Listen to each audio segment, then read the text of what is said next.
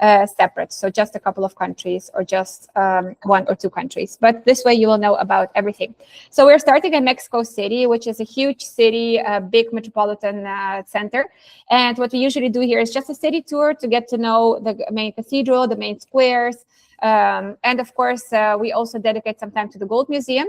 And then we go to the Teotihuacan Temple. This can be done on a separate day or in the same day. And in Teotihuacan, it's very typical to balloon ride at 5 in the morning over the temple. So one of the options is the balloon ride. It's about $600 per person. And you have to do it at 5 a.m. before all the airplanes start flying. So it's usually a sunrise thing. Or you can also just walk the temple and visit it. So we're having the Aztec and the Maya civilization in Mexico, and more towards Mexico City, it's active for the Aztec civilization. And the older Maya civilization is more towards the south, the Yucatan Peninsula, which is known as the most famous place is Cancun, and all the way into Guatemala. Actually, Guatemala has more of the Maya sites, and the Aztecs were more active in northern Mexico, like you're seeing here. We can also take a day tour from Mexico City to Xochimilco. Xochimilco is a little town not far from Mexico City, where we take little boats. Usually we either get a gastronomical experience on the boat, so basically lunch, or we can even go to the market and buy some ingredients and cook it ourselves. That's also a possibility. And we also visit the Frida Kahlo Museum. She had her house there. She was in a relationship with Trotsky, a Russian revolutionist, and all her paintings are for the independent woman who has the similar rights to men. And, the whole Frida Kahlo thing is here. And you will see these very multicolored boats in this funny town. Now we're going to first travel a little bit into the side of the Mexico towards Acapulco. So we're going basically, if we look at the map from Mexico City to the left, just to visit some historical colonial cities. And the first city we find on our route will be Morelia. This can be a tour of about 5-6 days, in which every day you visit one of the little towns and then drive 2-3 hours and then visit another town, and like that. So Morelia is a pink stone city. As you can see, everything is built of this famous pink stone that can be found around the city. And it has some traditional sweets, like candied fruits and sweets from tamarind. And this can all be found in colorful markets. So it's also very much a gastronomical experience. As you know, Mexico is a very gastronomical hub for its Mexican typical food we have abroad, but also for the local food of each area. And then we come to Michoacán, and we have a very strong culture of Parapequa. And it's considered that this is a spiritual home of the Day of the Dead. If you know about the party Day of the Dead, which always happens in October, November, it's a day that the Mexicans worship their dead ancestors. And although they died, they bring them flowers, they dress up. It is as if they were communicating with the dead.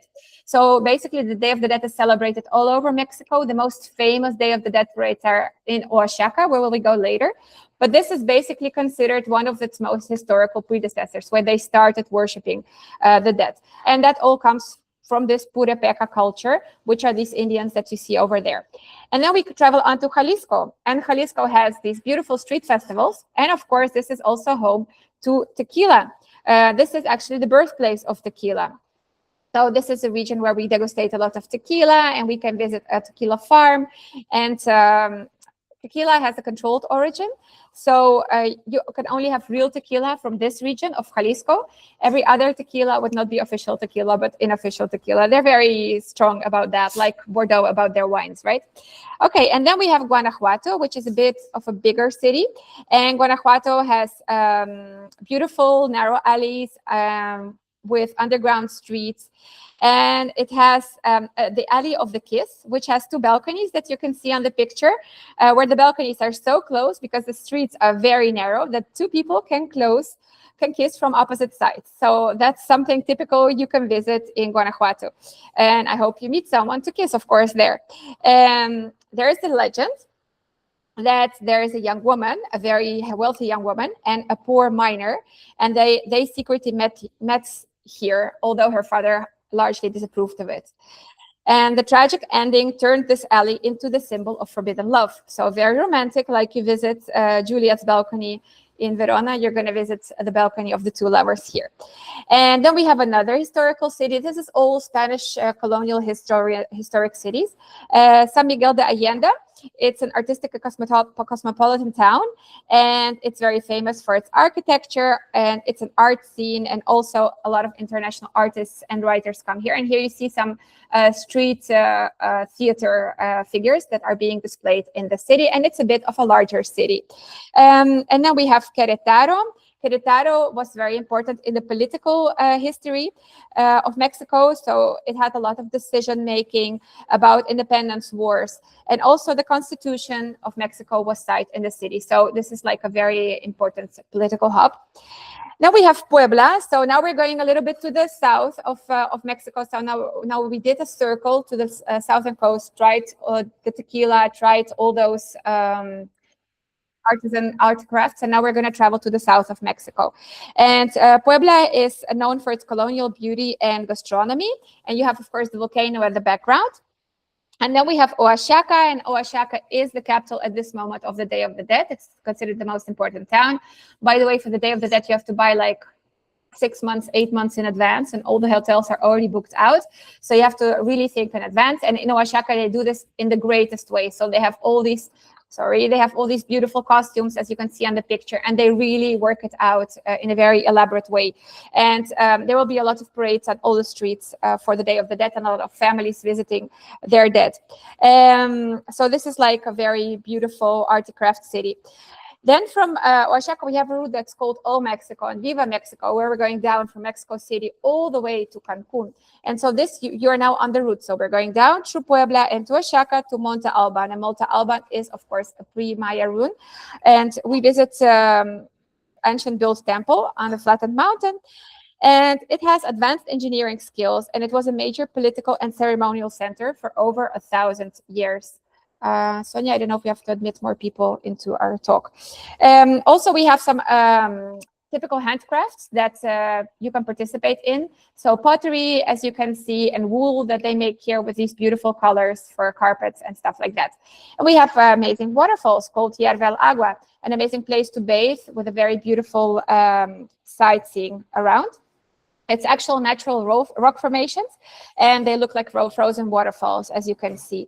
Actually, there are mineral-rich waters around, and this has been created, these natural pools for thousands of years. And they have like some natural infinity pools, which you see the guys swimming in.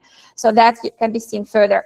And now we have San Cristobal de las, then we have the Sumidero Canyon, of course. We zigzag through the canyon on a boat, and we really explore the canyon the full day. Very beautiful. And then we're going even further down to San Cristobal de las Casas. As you see, the architecture becomes slower here and more looking like villages. And San Juan Jamula, which is a unique religious practice place. So Catholic saints coexist with Maya rituals. So here we have a mix of the Maya culture and the Catholic culture. Of course, when the Spanish went down further into their lands, they met a lot of the Maya followers or the Maya religious people still, and they kind of coexist in a peaceful way together, which was almost impossible in the more northern cities where they really wanted to reign. And we also have this traditional indigenous village. And now we're coming to the Yucatan Peninsula. And we have, of course, Palenque, which is also a Maya temple. So now we're coming into Maya land.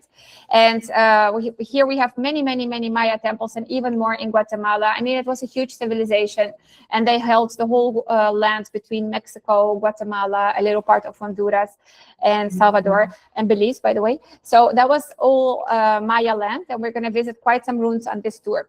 Then we have Campeche. It's a fortified city. Here we are already near the Caribbean Sea, and here we have all those pirate attacks. We have gold that the Spanish and the English are discussing between each other and trying to attack each other to gain. So they had to fortify the city to repel all the pirates from going here, and also very often fought for territory. And then we are coming to Uxmal, which is another Maya ruin, and of course Merida. Merida is the capital of the Yucatan Peninsula. The Yucatan Peninsula is also where Cancun is. Cancun is sort of like the touristic town, and Merida is the actual capital. A very big, beautiful city. Of course, we will also visit a cenote. A cenote is an underground cave where you can swim. You can go down in the cenote, stand-up paddle in there, kayak in there. There are many, many hundreds of cenotes all over the Yucatan Peninsula, and it's a whole experience to go in one of them. And then, of course, On the way to Cancun, there is Chichen Itza. Chichen Itza is also this very famous Maya temple. And they had the ball game, and the ball game was also played sometimes with slaves. And if they would not win the ball game, they would be slaughtered. Or sometimes the Mayas would hunt the slaves that lost in the ball game. So it was all very cruel, and heads would roll down these temples. It was not very nice people, you know, in the sense of, you know, it was all very bloody in that in those history. And basically, when you won over another Maya tribe or another pre-Maya tribe, you would hold them as slaves and do with them as you pleased. And it was a very good thing for the gods to sacrifice your slaves. So they were made to play all these impossible to win games and then hunted down. You must have seen that in movies a little bit. The Bacalar Laguna is this beautiful blue lagoon, just also in the Yucatan Peninsula. And you have the very famous Tulum ruins, just not far away from Cancun, about 1.5 hours driving. So you have Cancun, Playa del Carmen, Tulum. It's actually all the same beach. It just is called differently. So you have Cancun, and then it goes into Playa del Carmen, and then goes into Tulum. And Cancun has sort of very big hotels, very big international chains.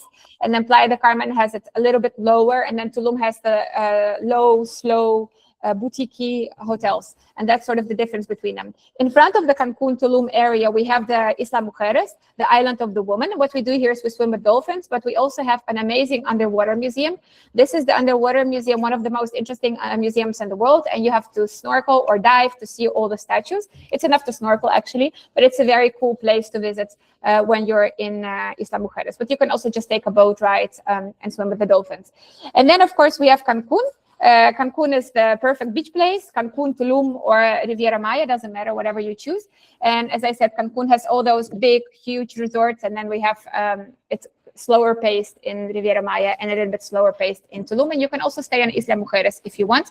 There are also some hotels there, but they're more isolated, and you have to take a boat every time to cross or cross over a bridge. Okay, so we have... we're now taking a flight to go to Central America from Cancun. There is a way to go, by the way, through the ocean, but it takes a little bit longer. You would kind of come to the north of Belize. But we're going to fly into Guatemala City from Cancun, since there's a direct flight and it's really easy to do it. And we are now in Guatemala. And in Guatemala City, since it's a very, let's say, not so nice city, we're going to directly go to Antigua. So we land in Guatemala City and directly drive to Antigua, which is just half an hour away. And in Antigua, we have this colonial city. It's UNESCO, and it has cobblestone streets, multicolored houses, and in the background, there is this beautiful volcano. I'm seeing some questions from Amar. Amar, yes, we will send the presentation. We will share the link to the presentation after this. Okay, so you can enjoy the colonial past, and you can stay in a hotel that's a monastery, which is also really cool. These little hotels that are based in the historical buildings. And near, we have the Pacaya volcano, just near Antigua City. If you look at the whole land from Guatemala, Costa Rica, Nicaragua, Panama, you will have this all these volcanoes on the left. Then you have the Pacific coast, and here you have the Atlantic coast with the mangroves, and that's the nature that continues. So now we're driving on the next day after exploring the cobblestone streets to Lake Atitlan, and Lake Atitlan is a beautiful volcanic lake. You have the volcano Atitlan at the background, and the whole year, Amar, the whole year, and because it's all about the Maya past. But here we take a boat and we go to a little to all the little villages that are surrounding the lake. So basically, when the boat stops at one of the villages, you will take a tuki-tuki. A tuk-tuk is one of those cars that you see on the picture, and you go up to one of the villages that surrounds the lake, and they're very beautiful, happy villages, and you meet the locals, and you can find different crafts on the market. You can see these little villages built into the mountain, sort of encrusted into the mountain, and you can also stay in a hotel encrusted into the mountain in one of those villages, have a delicious meal, and of course visit the beautiful little towns that are available here and meet the locals. We have this lady that makes these hats. There's a very old lady that makes these hats, turning the piece of cloth around her for many, many times, and you'll meet her. She's like one of the art crafters here. When I was there, I bought some of these beautiful cloths. And so you can see all these art crafts as well on the lakeside, but you can also see them on the local market. Let me see if I had a picture of that lady. No, I don't have the picture. Oh yeah, here. This is the lady that does the hats, and she's been there like for 20 or 30 years doing that. That's her craft. So you can meet the artisans and the articrafts in the little villages, but you can also go to the big market that's just next door in Chichicastenango and enjoy the market for the full day, okay? And then we're going to drive from the Atitlan Lake into El Salvador. It's just a short drive. So we were actually here on the Atitlan Lake, and we're driving into Salvador. And that takes about 4 hours. And then we're coming to the city of San Salvador. We will also overnight. And the next day, we're going to Joya de Seren and Tazumal. This is a very important site because supposedly, allegedly, this is where the whole Maya civilization began. Allegedly, it is the oldest discovered inhabited point in the whole region. And this is where the first temples were built. They're a lot lower than the temples that you see further into Guatemala and into Mexico, what we just saw. But this is sort of the idea of building temples, having staircases, having all this sun temples and all this antique architectures. Allegedly started here. Then we drive to the flower route. The flower route is a route around 5 little villages here. And the flower route, it's called because of the colorful graffiti and also, of course, alive flowers. And basically you explore the flower route, you take some hikes, some walks, and enjoy it. And then the next afternoon, we can go to the famous Coatepeque Lake. It is the biggest lake in El Salvador, and that looks like a volcanic crater lagoon. And here we can kayak, stand-up paddle, and enjoy the volcanic viewpoint from here. Okay, and then from here, we drive. So we explored El Salvador. You see how we went down to Mexico. We flew to Guatemala City, did Atitlan Lake, drew into Santa Ana, which is the flower route, overnighted in El Salvador, and are now driving into Copan. And Copan is just over the border. This is the border with Honduras. So we're going to touch Honduras in Copan. And Copan are also very old Maya ruins and pre-Maya ruins.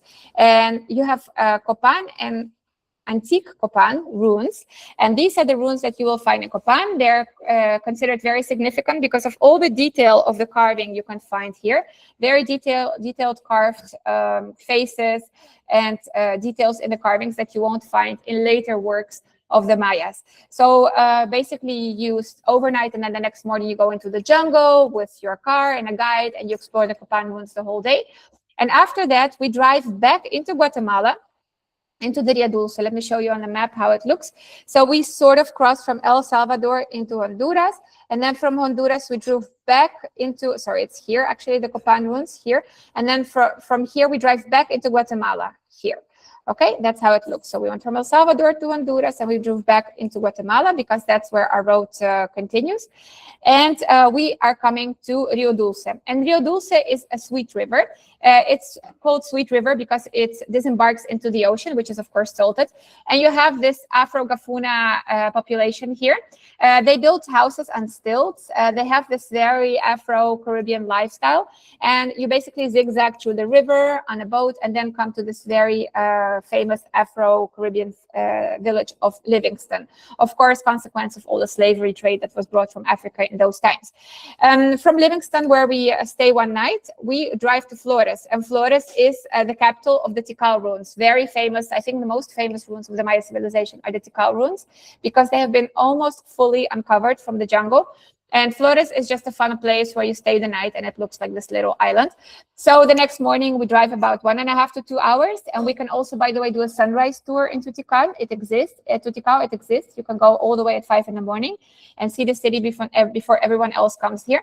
Now you can climb most of these pyramids. They are some longer climbs. There are, I think, if I remember well, 5 or 7 pyramids that are climbable in Tikal. But it's basically the temple of the sun, the temple of the mother, the temple of the father, and then they all have religious meanings. There was a lot of ball gaming, not the carved out details you just saw in Copan, but yes, the very grand city. And you walk through the jungle, and it's still the city. It occupies like a huge territory. You can climb around there for about 8 hours, and you still won't have it seen at all. So it's like a very big city that was inhabited there. But Tikal is also on the border with Belize. So now we're going to drive into Belize. So we were just in Flores, remember? We spent the night here. That's half island. And from here, we drive into Belize the next morning. And you just basically stamp out of Guatemala and into Belize. It used to, by the way, be all Guatemala. All this land used to be Guatemala. But then they lost it. I mean, Belize was a British colony. And I don't know, El Salvador, what that history is exactly, but I know it was like kind of taken apart in pieces, what used to be Guatemala. But for example, when you come to Belize, they all still speak Spanish, but English too, for example. So we passed the border, and after the border, it's not called Flores anymore, it's called San Ignacio. And San Ignacio has some beautiful Maya ruins as well, because this is pure Maya land. So you will find these just over the border. But we're driving into the Mountain Pain Ridge, which is a big forest with pine trees. And it has beautiful waterfalls where we also swim in. We can stay in a beautiful lodge on top of waterfalls. This is how it looks, very romantic. And we can visit the historical city of Caracol. So about 1 hour driving from San Ignacio, you're in the Mountain Pain Ridge. And about 40 minutes more, you're in the Blancanoa Lodge. And the next morning you wake up and you drive about 2 hours on a very small road. With a lot of butterflies. I remember seeing like thousands of butterflies lifting up when we were driving on the road to the Caracol ruins. And Caracol is the biggest and the most unexplored city of the Mayas. I think only 20% have been undug, and it's huge. I mean, it's almost huger than Tikal, and it's just 20%. It's quite hard to reach. It's in the middle of the jungle, but it has huge potential. Actually, I think a lot more than 300 or 400 Maya cities have not been undug yet. So there's a lot of mystery still hidden in the jungle.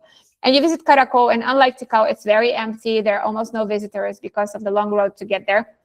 So we visited in all privacy, and you also have less restrictions to climb stuff and stuff like that. And the next morning we wake up, and then we're going towards Belize City. But on the way, we're going to do a little canoe or swimming in a cave on our way. This is how it looks with all this blue light falling in, like just in the cenote. And then we're coming to Belize City. And from Belize City, normally we take a boat and we cross to the Ambergris Cay. So Belize has several cays. Cays are like islands that are along its coast. And we're going to go to the Ambergris Cay, which is the biggest of the island. There are other cays you can visit too, like what's it called? Whatever Cay, Kalkner, and other cays. So they're just other islands, but on some islands you only have 1 hotel or 2 hotels, and in Ambergris Cay you have quite a few hotels, some infrastructure, restaurants, and everything. And what do we do there? Well, that's me with sharks, hugging some sharks. These are nursery sharks. They're completely safe, and you can hug them and swim with them, like you can see. So of course you go snorkeling with sharks one day, with manta rays another day. And there's the famous blue hole. So Belize has a famous blue hole. It's a hole that that has a big depth in comparison with the rest, and you see it from very far away. And you have people that free jump from a plane over the hole, but you also have divers and snorkelers that their dream is to snorkel or to dive the blue hole. You can overfly the hole in a day trip from Ambergris Cay. But if you want to dive or snorkel there, it will take you about 1 or 2 days specifically going there, because from the Ambergris Cay, it's going to be about 2.5 hours by boat. Okay, and it also depends to what depth you can dive, with what diploma you have, and stuff like that. With open water, you won't get very deep in. Now we're going to fly from Belize to Nicaragua. So we just were exploring Belize, and we took a flight from Belize City. So we took a boat back to Belize City and flew into Managua. And from Managua, we directly drove 1 hour away to Leon. Leon is called the White City because a lot of construction have been built with this white stone. And Leon was a very religious city. It had a lot of monasteries. It had a lot of nuns, running nunneries, and like helping the local population, sort of thing. So we explored the city, and the next morning we can actually slay down the Masaya volcano. It's the only place, as far as I know, where you can slay down the volcano in that way. And it is, of course, very cool. It's an active volcano, and you actually get to slay down it on the black ash. So that's for the adventure lovers, of course. You can also just visit the volcano from the top. You don't have to slay down, but it's kind of a fun activity. And then we're driving 2 hours towards Granada from Leon. Granada is the most important colonial city of Nicaragua. It has this whole colonial past. It's beautiful. And just near Granada, we have the Laguna de Apoyo. The Laguna de Apoyo is another volcanic lagoon. I told you, like, the mountains and the volcanoes are going further and further south. And here we can just take a swim or a kayak ride, or we can horseback ride and have a beautiful lunch here and just enjoy the day. And just near Granada, this beautiful colonial city, we have Las Isletas. Las Isletas are around 300 little islands. Some islands are private, and some islands have monkeys that you really dock into with your canoe or little boat, and they take the food out of your hand. And we try to give them natural food like nuts and stuff like that. Okay, so we visit the Isletas, and then we can fly into San Jose, Costa Rica. Okay, we could also go over the border, so we could go drive south, and here there's a beautiful beach, and the Mocul Hotel is the most beautiful hotel on the beach. And then here on this northern coast of Costa Rica are all the all-inclusive hotels, like the Westin, the W Hotel. It's called Guanacaste Papagayo. So you could also drive here, but you could also fly, which is just faster. And now we're in Costa Rica. And from 1 hour from San Jose, from the capital of Costa Rica, we arrived to the La Fortuna area. And the La Fortuna area has the Arenal volcano, which is also an active volcano. And it has thermal springs. So basically, we enjoy the thermal springs, and we enjoy the volcano, and we do the hanging bridges around the volcano. For one day, we have to go to this very blue waterfall and river called Rio Celeste. So you can walk here, and you cannot bathe in the waterfall itself, but you see how beautiful the blue color is of Rio Celeste. There are a lot of other activities to do all around there. Another tour we can do from the La Fortuna area is the Caño Negro. It's a national park where you go in a boat and you see a lot of sloths, monkeys, birds. Also a very worthwhile tour to do from the La Fortuna area. And these are the walking bridges. So you have some walking bridges in the Arenal volcano area and in the Monteverde area. The Monteverde area is a wet rainforest just north of the Arenal volcano area, around 2.5 hours from there. The bridges are a very popular activity. You do the bridges, and you also do canopy, where you go from one treetop to another with a system of cables and, walking through two cables and stuff like that. And here we come to the Manuel Antonio National Park. So we can drive from the La Fortuna area to the Manuel Antonio National Park. And the Manuel Antonio National Park is on the seaside. As you can see, it's a very beautiful national park. And there are some hotels located in the beginning of the park, but also some hotels located on the beach. It's one of the last paradises on earth. Also full of animals and full of monkeys, sloths, and all the animals I mentioned before. Costa Rica is very much about animals. And then we're driving to the Taracolas River. Taracolas River has these showmen, so basically guys that hang around with crocodiles very often, and they're huge crocodiles, and they come really near, and they kind of put the food into their mouth, and everyone's like just, praying for their lives, but that's, they do that for a living. And then we're on a boat, so we don't really come near the crocodiles, but they do, to show off. And then we're driving further on, and we take a boat to the Sierpe River, or we go back to San Jose and we fly to the National Park of Corcovado. And the National Park of Corcovado is the most beautiful national park in all Costa Rica, also the most untouched nature. It's also on the seaside, as you can see. And here you will find bigger animals like tapirs, jaguars, and others. It is, I think, the most biodiverse area of Costa Rica. And near the national park, so we have one day in the national park, and one day we go to the Caño Island, which is an island where you can swim with whales, with nursery sharks, with turtles, with a lot of fish. So we do a full day snorkeling experience at the Caño Island too. And then we have the Guanacaste area. The Guanacaste area is that area that touched Nicaragua, where all the resorts are, which I talked about before. So there's the Four Seasons, the W, the Marriott, and they're all sort of located, if I show you on the map, they're all sort of like located in this area. So oftentimes people will ask, oh, can I just live in a resort and do all the tours? Well, the Corcovado, the most beautiful national park, is all the way south in Costa Rica. The La Fortuna area, from where all the tours are here. And it would be a 3-hour drive every time to an attraction and 3 hours back. So no, it's not a good idea. It's a good idea to fly into Costa Rica, do all the tours first for 3 or 4 days. They're really nice and posh hotels like the Nayara, Springs and Garden, El Silencio, and others that you can enjoy here. And you can swim in thermal springs at night, and it's really nice. And then after you've done all this, and if you want, you've done Manuel Antonio, those amazing beaches, and you've done the National Park Corcovado, you just go to rest in the Guanacaste area. But this is where all the all-inclusive hotels are located, all the way in the north, okay? So touring and the hotels are in a separate area. Okay, that's I have already told about. So here we're going to cross the border with Panama, and we can do this in 2 ways. So we were just here in the Corcovado National Park in Costa Rica. So we could just cross over the border, and we will find ourselves in the region of the Baru volcano, a volcano that is located here in Panama. And if you've paid attention, we have all this area coming down as volcano land. This is all volcano land, all the way from up there. Okay, and then here you have the Pacific coast, and here you have the Atlantic coast with the mangroves and all those turtles and stuff like this. Oh, and there's also an area called Tortuguero with the turtles hatching here, I have to mention, but less impressive than the Corcovado National Park. Okay, so now we've driven into Panama here, all the way in the north, and what can we find here? So here we can find the Baru volcano, which you can go up to at 5 in the morning and see the sunrise over the volcano, very beautiful. And then what we can also do is we can go to the Bocas del Toro. And Bocas del Toro is a resort in the north that has sea stars just lying there on the beach, little houses over the water, a lot of dolphins, little red frogs. And this is sort of how the hotels are built in Bocas del Toro. So very much a Maldives air. And you do all the tours on a boat. You go to a national park. You go to the Sea Star Beach. You go to to hunt the little turtles, the red turtles that fit on a nail.